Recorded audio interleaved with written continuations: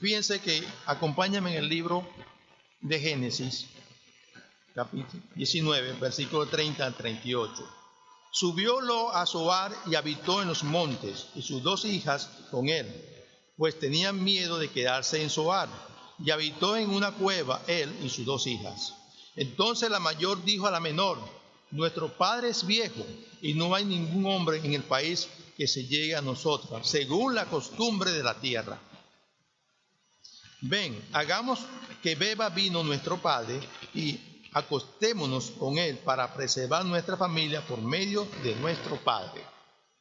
Aquella noche hicieron que bebiera vino su padre, y la mayor entró y se acostó con su padre. Y él no supo cuándo ella se acostó ni cuándo se levantó.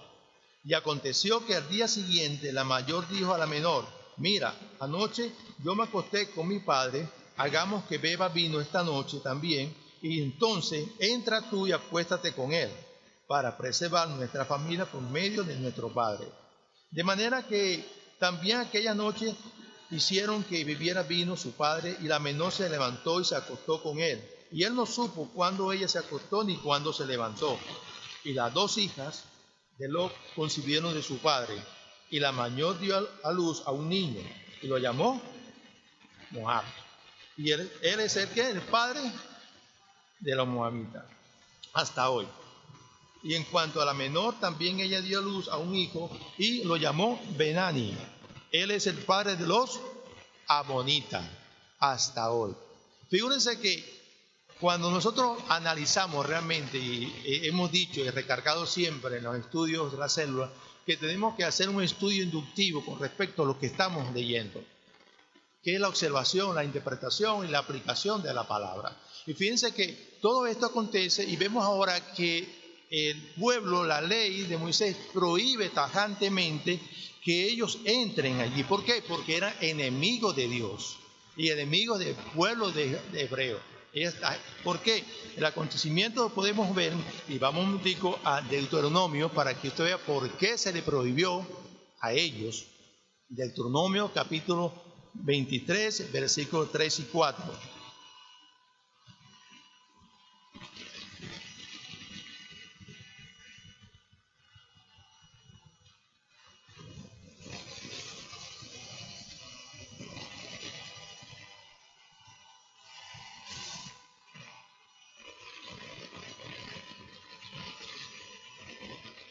Dice así la palabra del Señor: ningún amonita ni moabita entrará en la asamblea del Señor, ninguno de sus descendientes hasta la 10ª generación entrará jamás en la asamblea de Dios. ¿Por qué? El motivo es ¿por qué? Porque ellos no fueron vuestros a vosotros con pan y agua en el camino cuando saliste de Egipto, porque alquilaron contra ti a Balaán, hijo de Beor, de Betor en Mesopotamia, para maldecirte. Entonces, ¿cuál es la idea de que en esta provisión que está aquí en este capítulo 1, los moabitas y los amonitas eran excluidos? Entonces ya sabemos que ellos eran excluidos porque eran enemigos de Dios. Se enfrentaron realmente a los hebreos cuando fueron liberados del camino de la esclavitud egipcia. Y entonces, ¿qué pasa? Ellos eran enemigos de Dios, ellos eran nietos y hijos de Lot. ¿Cómo se comprende esto? Ya lo vemos ya. ¿Por qué eran nietos? Porque eran hijas de sus hijas. ¿Por qué eran hijos? Porque eran sus hijos. Entonces, en el mundo que uno vemos, entonces dice, bueno, esto es una aberración contra Dios. Una aberración, no puede ser así. Pero entonces ellos fueron excluidos, esa nación fue excluida, las 2 naciones fueron excluidas de allí. Y es entonces en ese contexto que podemos nosotros entender que los amonitas y los moabitas no deberían entrar. Ahora, yo quisiera que usted tuviera en su mente los moabitas y los amasitas. Entonces, ¿por qué? Porque el personaje que viene ahora, viene un personaje muy interesante que vamos a ver. ¿Qué es? ¿Quién? Tobías.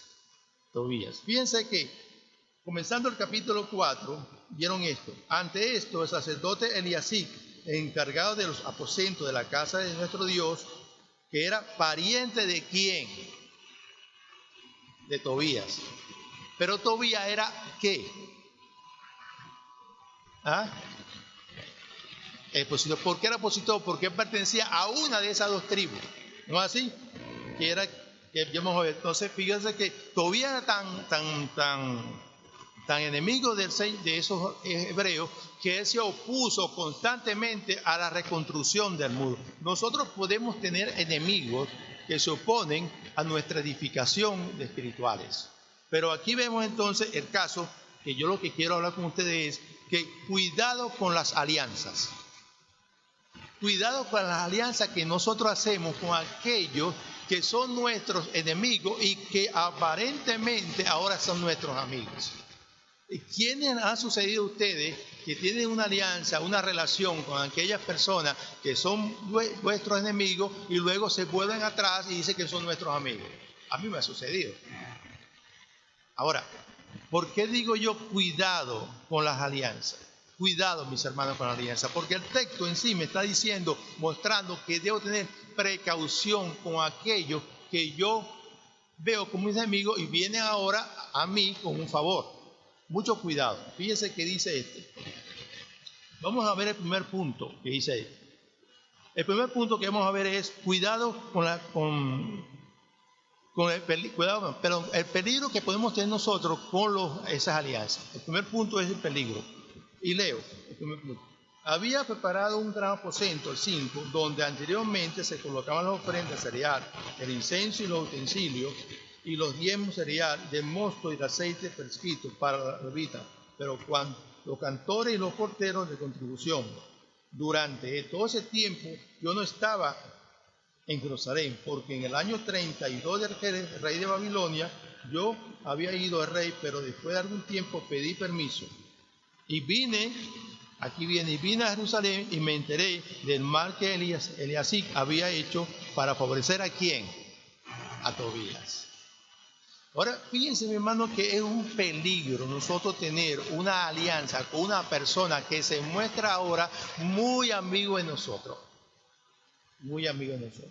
Ahora, en el campo de nosotros, de los enemigos de Dios, yo digo que nosotros tenemos varios enemigos. Primero, el mundo. Segundo, el pecado. Tercero, la muerte. Y cuarto, el diablo. ¿Cierto o falso? ¿Ah? Y se lo voy a comprobar. Primero el mundo. ¿Qué dice la Escritura con respecto al mundo? Santiago 4:4. ¿Quién lo puede leer?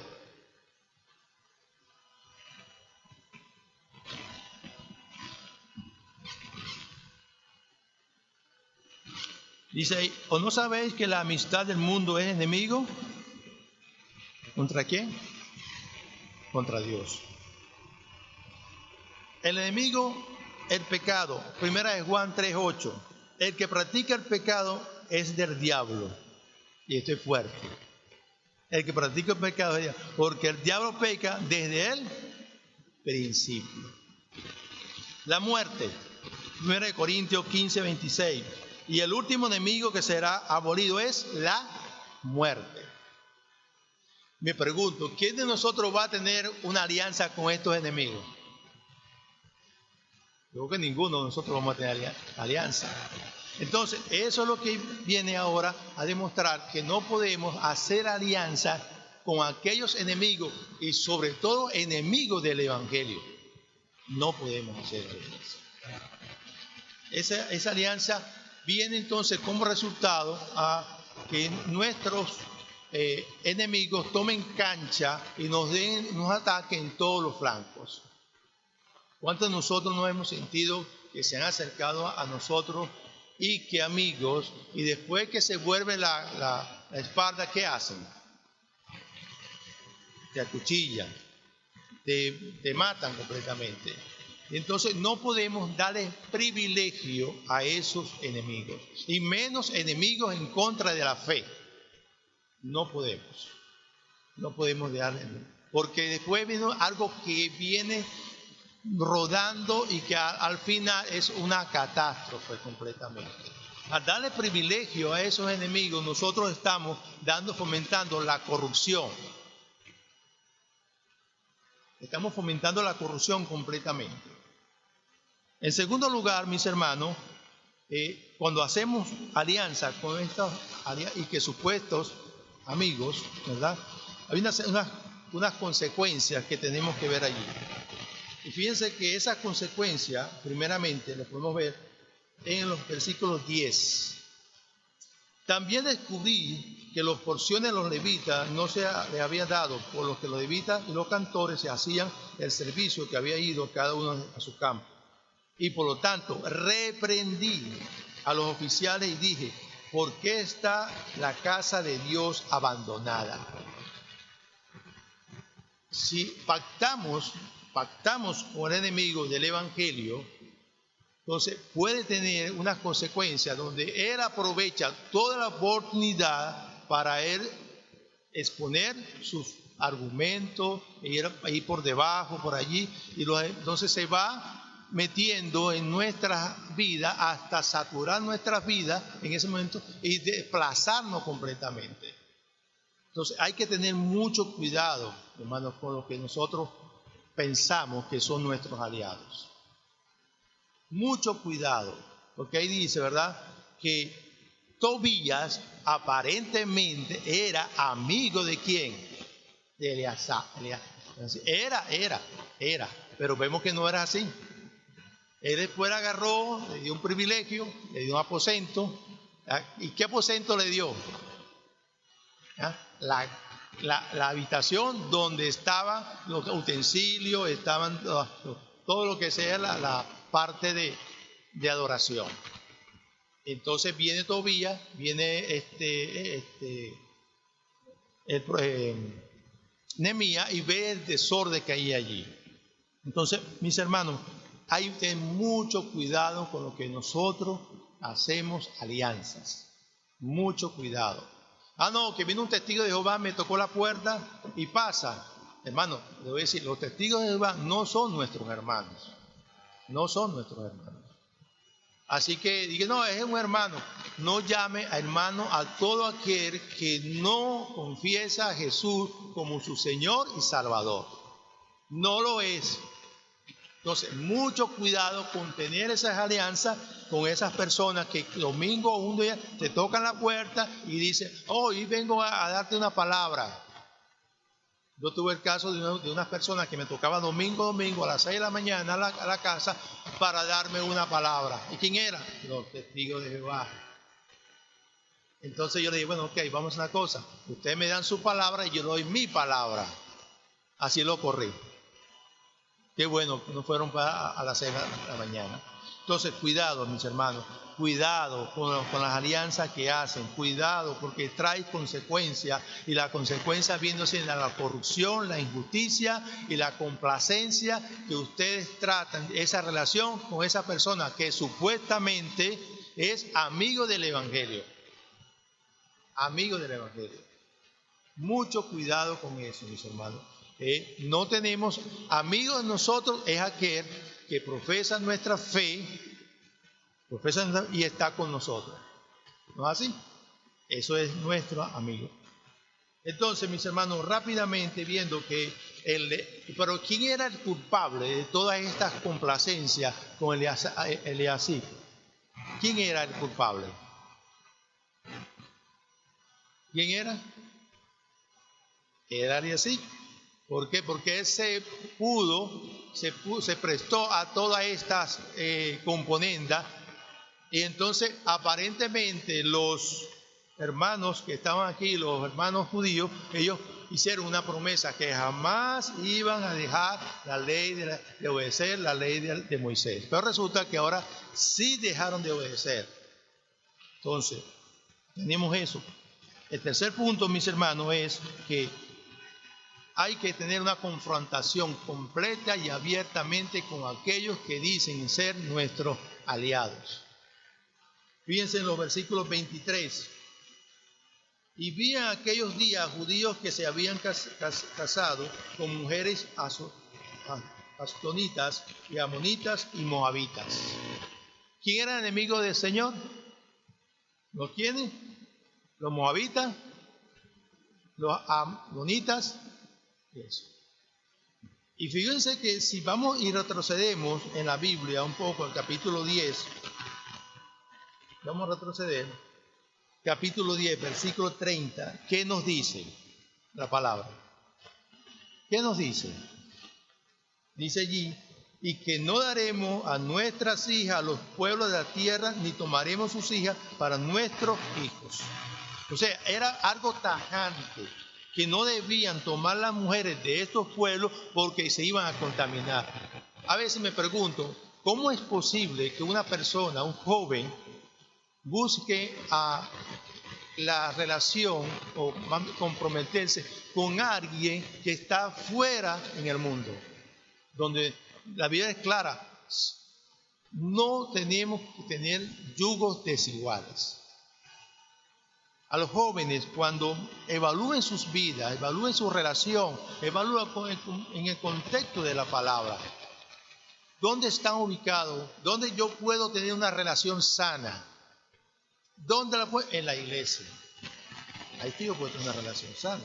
Entonces, mis hermanos, hay que confrontar el pecado, porque el pecado corrompe, el pecado da complacencia, el pecado nos destruye completamente. Y vemos en esta narración del capítulo 13, donde frontalmente viene el Nehemías a combatir toda esta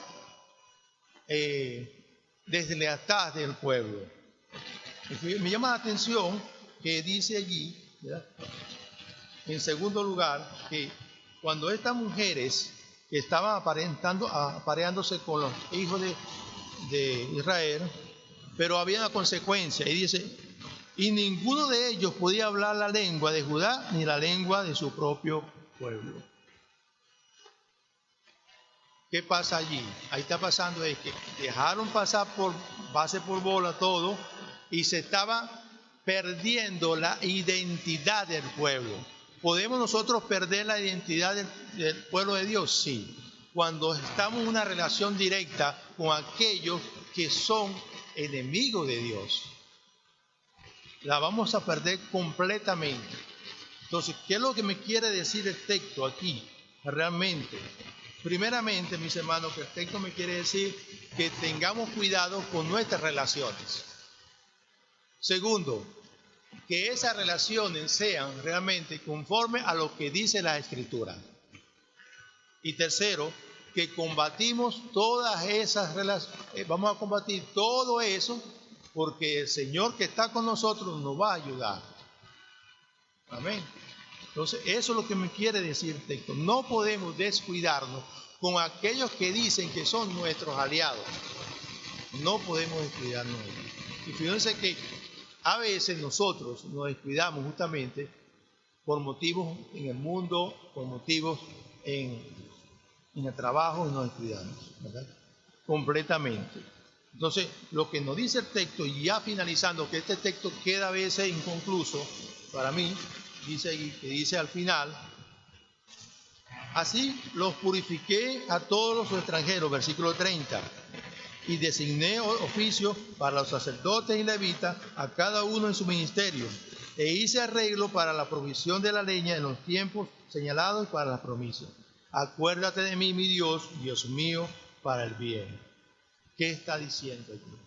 Entonces, ¿qué hemos visto nosotros en esta mañana? Primeramente, mis hermanos, que al tener ese cuidado con aquellos que dicen ser nuestros amigos, primeramente evitamos lo que es las alianzas. En segundo lugar, las consecuencias son terribles, también hay que evitarlas. Y en tercer lugar, la confrontación hay que ser de frente. Nosotros tenemos que confrontar el pecado de frente. ¿Qué está pasando en mi vida? ¿Qué está pasando cuando yo miro a una mujer, cuando yo estoy delante de una chica o de algo, de un bien, donde yo en mi mente vuela ahora es para tomar esas cosas? Tenemos que tener mucho cuidado con esto. El pecado siempre va a estar en nosotros. Yo le decía ayer que nosotros somos pecadores que redimidos, pero estamos en constante prueba del pecado. Constante prueba del pecado. El hombre joven, el hombre ya maduro, el hombre ya viejo, también está en pecado. La mujer joven, la mujer ya adolescente, la mujer ya madura, ya vieja, está en pecado. Y justamente el libro de Nehemías nos está diciendo a nosotros en los últimos, primeramente, que tenga mucho cuidado con la vida que vas a tener en esa relación con aquellos que dicen ser tus mejores aliados. Ten cuidado, mis hermanos. Ten cuidado. Ten cuidado. Ten cuidado con eso. Porque realmente podemos perder la dirección del Evangelio de nuestra vida e irnos por otros caminos que no son los verdaderos. Ten mucho cuidado. Si tú tienes una relación ahorita que no le agrada a Dios, ¿qué debes hacer? Corregirla, confrontarla. ¿No es así? Esa relación debe ya desaparecer de tu vida. Si estás viviendo una manera banal, y ayer decía un joven que si había un problema en que él tuviera 100 novias. No, si hay problema. Porque usaron el texto de David. No, si hay problema. Dios no quiere eso para tu vida. Dios quiere que tu vida sea una vida santa, una vida en integridad, una vida en armonía con todos.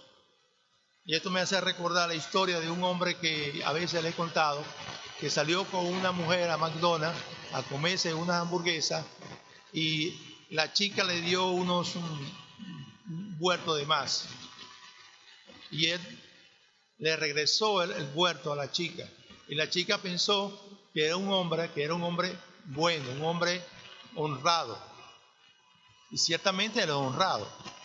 Pero entonces cuando el jefe de publicidad lo llamó para hacer una entrevista en televisión, él dijo que no quería que lo entrevistaran, porque la chica que él tenía no era su esposa. Me pregunto, ¿él era honrado? Era honrado, ¿no? Era honrado. ¿Era íntegro? No. Esas son las cosas que podemos nosotros caer. Todos nosotros podemos caer en esa situación. Todos nosotros podemos en un momento caer y fallar. Siempre. Pero acuérdense que Dios nos da la mano y nos levanta nuevamente para seguir adelante. Amén. Entonces, mis hermanos, este texto que es corto, vamos a decirlo así, y a la vez tiene algo que decir más, pero yo quiero que se lleven esto es en sus mentes, ¿verdad? Que en nuestra vida constantemente tenemos que haber revisión, y una y otra vez revisarnos lo que estamos haciendo. ¿Lo estamos haciendo bien o lo estamos haciendo mal? ¿Lo estamos haciendo para agradar a Dios o lo estamos haciendo para apartarnos de Dios? Nehemías hizo una reforma. Nehemías del capítulo número 1 hasta el capítulo 6 reconstruyó los muros de la ciudad de Jerusalén. Del capítulo 7 hasta el capítulo 13 hizo una reconstrucción espiritual, social y moral del pueblo de Dios. El pueblo cayó una y otra vez. Una y otra vez. El pueblo fue liberado y otra vez cayó en el mismo pecado. Nosotros podemos, igual que el pueblo de Israel, yo eso me identifico allí, que puedo caer constantemente, pero constantemente yo puedo ir a la misericordia de Dios, porque en este texto vemos la misericordia de Dios, vemos la fidelidad de Dios, vemos el amor de Dios. Entonces, mis hermanos, si andas en pecado, por favor, arrepiéntete. Acuérdense que el arrepentimiento es volverse atrás. Cambia tu vida. No espere que mañana esos amigos tuyos que son aliados tuyos te destruyan. No permitas eso. Confía más en la palabra del Señor. Confía más en lo que la relación tú con el Señor. Entonces no permita, mis hermanos, que algo tan insignificante, algo tan pequeñito que tú consideras, te va a destruir. Te va a destruir. Porque dice que En Juan, y quiero que leamos este versículo, Juan 1, 2:15, dice: no améis al mundo ni las cosas que están en el mundo. Si alguno ama al mundo, el amor del Padre no está en él. Y cuando Juan anuncia el mundo, es el sistema que hay en el mundo, no las personas, el sistema, lo que nosotros vemos, las redes sociales. Eso es lo que nosotros vemos hoy. Eso es lo que está dañando a miles y miles de mentes hoy, tanto jóvenes como niños como adultos. Si eso te hace tener una relación aislada de Dios, dale, bórralo. Ponle un puntico ahí, delay. Todo esto es porque nosotros debemos reconstruir, reedificar todos los días de nuestras vidas a través de la palabra de Dios. Todos los días. Tu relación con tu esposa, tu relación con tus padres, tu relación con tus hijos, tu relación con tus amigos, tu relación con ¿cómo está? Debemos todos los días reedificar nuestra vida espiritual y nuestra comunión con el prójimo. Es un punto importante, yo quiero que se lleven ustedes hoy. Reedifican, autoexamínense lo que está pasando, no vayan a tomar las cosas a la ligera. Hay un dicho que dice: no tomes decisiones cuando estás, ¿qué? Enojado. Ni prometas nada cuando estás contento. Porque el que promete algo cuando está contento, a veces no lo cumple. Y el que toma decisiones cuando está enojado, lo toma mal. Toma mal. Entonces, mis hermanos, quisiera entonces dejarle esta palabra esta mañana y que se lleven esto como algo que ustedes van ahora a procurar, pensar, meditar y aplicar en sus vidas. Y yo repito, si estás caminando mal, tu relación no es buena con Dios. Si estás alejado de la palabra de Dios, vuélvete nuevamente. Vuélvete. Examina tu relación. Examina lo que está pasando en tu vida. Te lo digo, no esperes caer en la injusticia, en la corrupción. No puedes caer en eso como hermanos en la fe. Entonces les ruego, mis hermanos, que examínense sus vidas. Y yo también me la examino cada día más. Examínense. Todos podemos caer. Todos caemos. Y de hecho, yo a veces caigo. Pero tenemos la palabra de Dios que nos fortalece. Si confesamos nuestro pecado, ¿qué es? Es fiel y justo para perdonar nuestro pecado y limpiarnos de toda maldad. No salgas esta mañana de aquí sin tener esa conversación personal con Dios. No salgas esta mañana sin tener esa conversación personal con Dios. Este último capítulo realmente, mis hermanos, nos llama a todos nosotros, a que vayamos de la mano hacia lo que Dios nos promete, la vida eterna. Amén.